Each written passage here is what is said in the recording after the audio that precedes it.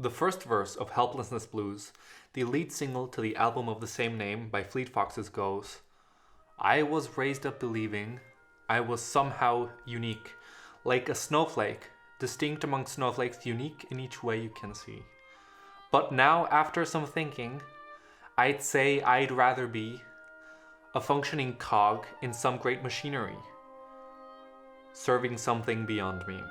This is one of my favorite songs of all time. I know that Robin Pecknold has mixed feelings on it, but that doesn't make me think about it any less.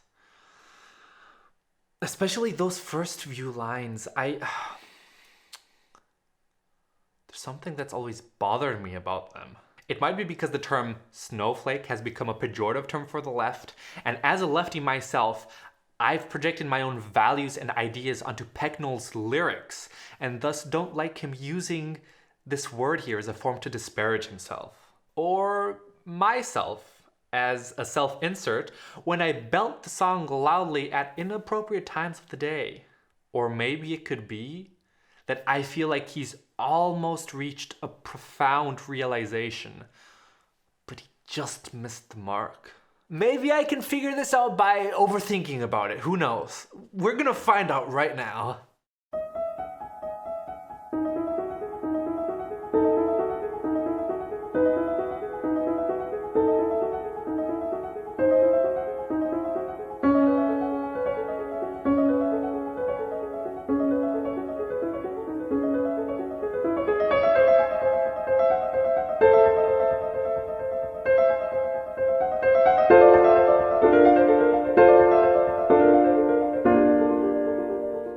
How about I start with the origins of the term snowflake, used as a pejorative term nowadays in the modern sense. In Missouri during the 1850s and 60s, snowflakes were white people who were against abolition, which I think is very funny considering the people who brought this term into use most recently. The modern use of snowflake probably comes from the 1999 movie Fight Club, which is based on the 1996 novel of the same name. You are not special. You are not a beautiful or unique snowflake. You are the same decaying organic matter as everything else. Snowflake, however, did not enter common parlance until 2016, when its use just exploded. Do people know why that would have been? Were there any events around that time that would have just shaken the left to the core, make them react very emotionally to something? I don't know, several events maybe?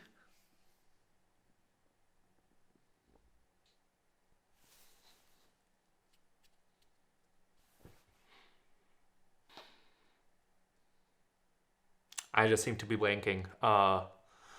If you people manage to come up with something, please do tell me in the comments below.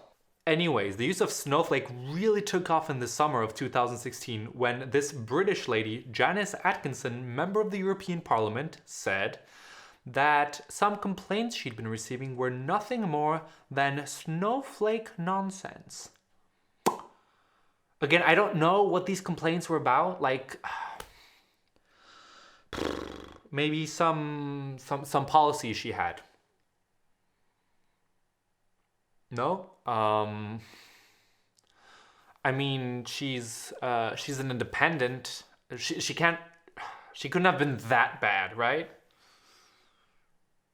Nothing?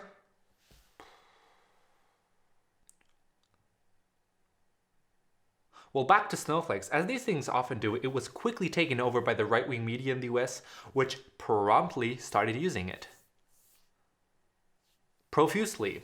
Specifically, Breitbart, whose chairman at the time, Steve Bannon, had no other job but to lead this, frankly, outstanding website, which has been nothing but a paragon of truth in all the years it's been up.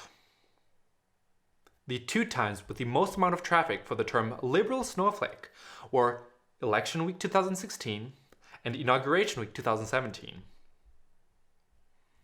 I know, I guess the left was just really bummed out that Obama was no longer going to be president, and, the people on the right decide to make fun of them,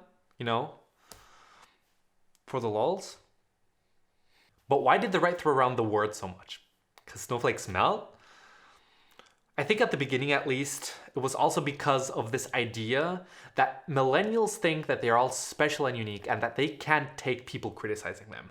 But if you look at how people actually use the word, it's just shorthand for someone being easily offended, someone being too easily triggered. Snowflake became such a thought-terminating cliche that a big portion of the left decided to serve the right with the reverse card and start using the insult on them. And to be honest, this has been very easy to do, as long as we take the definition of snowflake being as someone who is very easily offended and brought to anger. Cause, oh boy, do conservatives freak the fuck out at the most innocuous stuff. Like, kneeling during the national anthem at a football game because a player was upset that people that looked like him were being murdered on the street.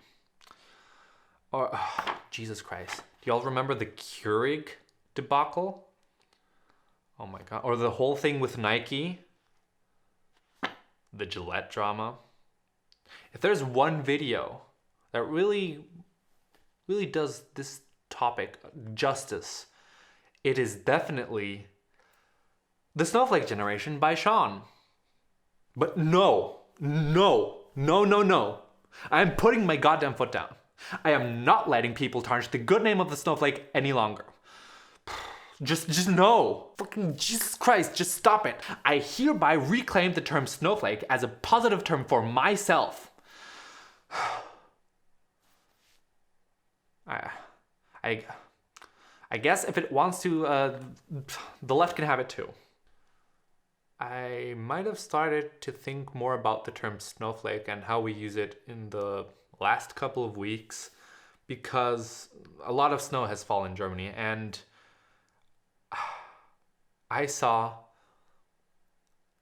5mm big snowflakes fall from the sky in all their beauty and grace and land all over my clothes.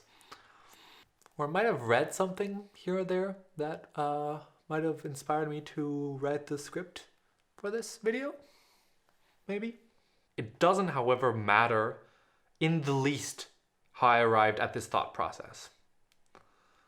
Because I do not know or understand how someone can see these beautiful geometric figures and not see anything other than beauty and grace.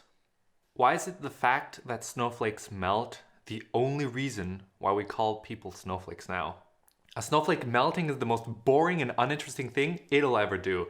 Just like dying is the most boring and uninteresting thing that we as humans do. Well, except for some people. For some people, dying is the best thing they'll ever do. Have you ever thought about how snowflakes form? Have you ever paused to think about it? Now seems like a good time to do so. Tell you what, let's think about it together. First off, the conditions have to be perfect for the snow crystals to form. It has to be below freezing, but it can't be too cold or not enough water can accumulate in the clouds for the crystals to form. Next, the snow crystal mother clouds have to be super saturated with moisture for it to form. There has to be more water in these clouds than air can normally hold, so that the relative humidity can reach 101%. Next, we need a nucleus, a small particle where our supercooled water molecules can attach to and crystallize.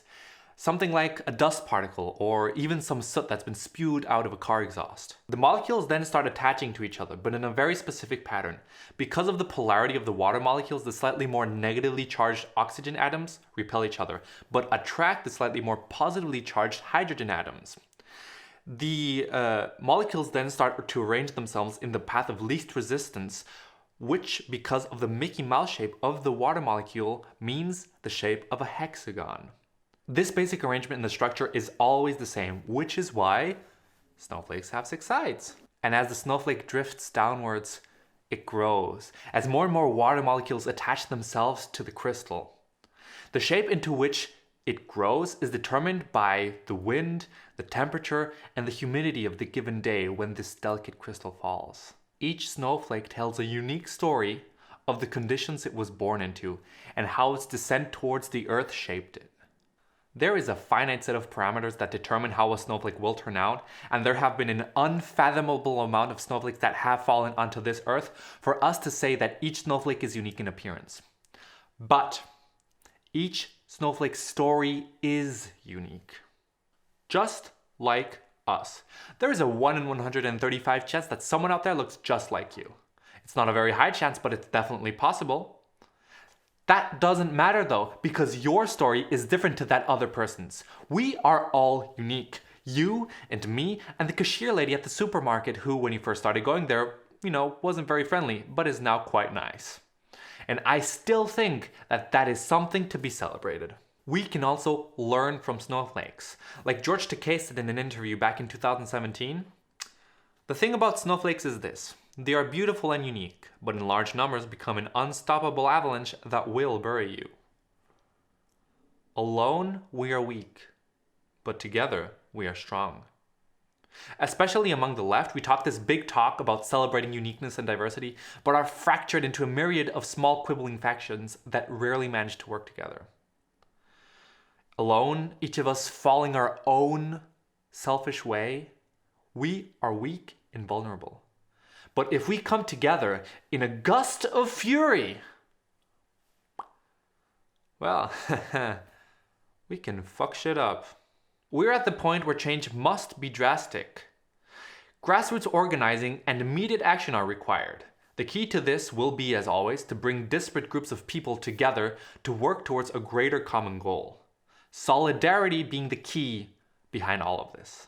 We stand together. It being Black History Month, we could and should take as an example Chicago's Rainbow Coalition led by Fred Hampton.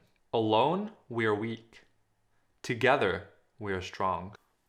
Returning to Fleet Foxes, I want to focus on that second part of the first verse. And now, after some thinking, I'd say I'd rather be a functioning cog in some great machinery, serving something beyond me. I am a med student and I work at a hospital, helping out the nursing staff with, diverse tasks like washing patients or taking their vital signs, giving out food and feeding those that need to be fed, that sort of thing. Because of the severe nursing shortage in Germany, this can be extremely stressful. Crying in the bathroom is a regular occurrence for me. There is so much that has to be done, that should be done, but there just aren't enough people to do it.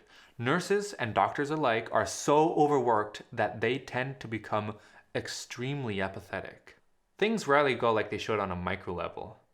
But patient outcomes remain, generally speaking, good, which is why things don't change. But that's just some numbers in a spreadsheet. I have seen some shit. And I just work weekends. Despite all this, every once in a while, there comes a day where everything just works.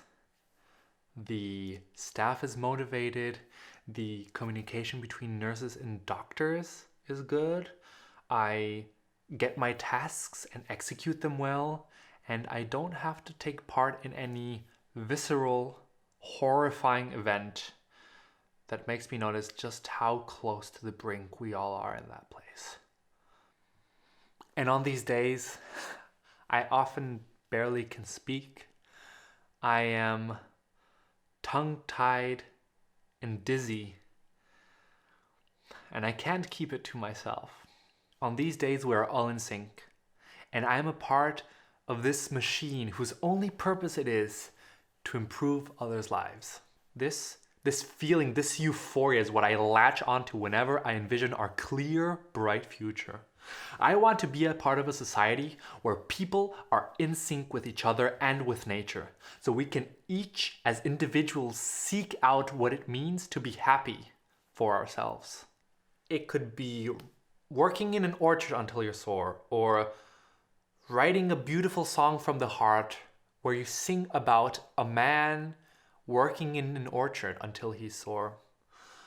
Or if you're like me, it could be just sitting outside on a fresh spring morning with a hot cup of coffee and listen to said song about a man and his orchard, working till he's sore. So if I were to cover Helplessness Blues, I think I would rewrite that first verse as, I was raised up believing I was somehow unique, like a snowflake, distinct among snowflakes, unique in each way you can see. And now after some thinking, I'd also like to be a functioning cog in some great machinery, serving something beyond me.